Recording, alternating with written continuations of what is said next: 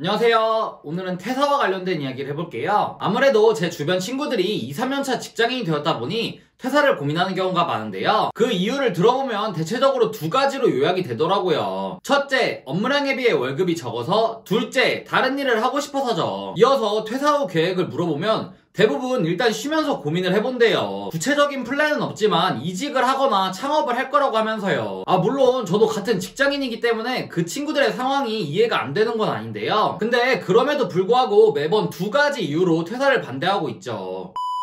우선 가장 중요한 첫 번째 이유는 고정적인 현금 흐름이 끊기기 때문인데요. 물론 국밥 한 그릇 10,000원 시대에 우리가 받고 있는 월급 270만원에 현금 가치는 그리 크지 않죠. 그런데 다른 관점으로 보면 꾸준히 매달 통장에 270만원을 받기 위해서는 한국은행 기준금리 기준으로 11억이 있어야 돼요. 즉 노동의 신성한 가치 같은 걸 말하고자 하는 게 아니라 산술적으로 계산을 해보면 한 달에 270만원을 버는 우리의 노동력은 11억의 가치가 있다는 말이죠. 반대로 한 달에 270만원만 벌면 은행에서 11억을 빌릴 수도 있다는 말이기도 하고요. 물론 실제 은행 대출금리는 한국은행 기준금리보단 높지만요.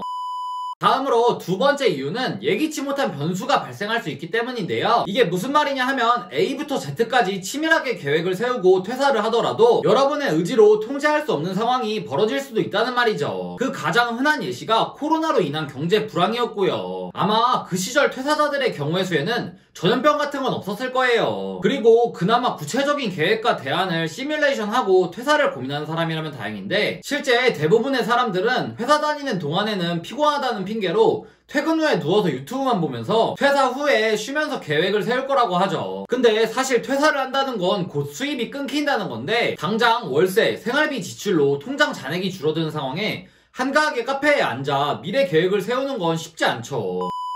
앞서 제가 적극적으로 퇴사를 반대했지만 의외로 저는 주변 사람들의 도전을 굉장히 응원하는 편이에요. 대신 퇴사는 딱 한 가지, 이미 벌써 다른 일을 하고 있고 그걸 업으로 삼아도 되겠다는 확신이 섰을 때 해야 된다고 생각해요. 실제로 제 주변에도 나름 성공적인 퇴사를 한 친구들이 있는데 그 친구들을 보면 공통적으로 퇴사 전부터 무언가를 준비했더라고요. 그게 또 눈에 보이는 성과로 나타났고요. 그렇기 때문에 진정 퇴사가 고민되는 상황이라면 사직서를 내기 전까지 충분히 고민하고 실행해본 뒤에 그 결과가 충분히 만족스러우면 그때 결정하시길 바래요.